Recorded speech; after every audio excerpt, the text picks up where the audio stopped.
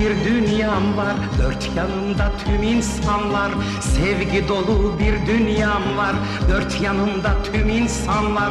Dünya malı neye yarar, dostluklarla yaşıyorum. Dünya malı neye yarar, dostluklarla yaşıyorum.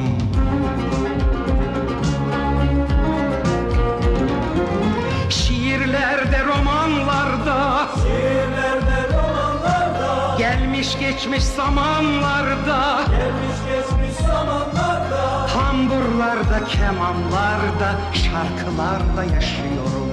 Tamburlarda, kemanlarda, şarkılarda yaşıyorum. Sevgilerden akışlarla, mutlu mutsuz bakışlarla, sevgilerden akışlarla, mutlu mutsuz bakışlarla, kalpten kalbe akışlarla, alkışlarla yaşıyorum. Kalpten kalbe akışlarla, alkışlarla yaşıyorum.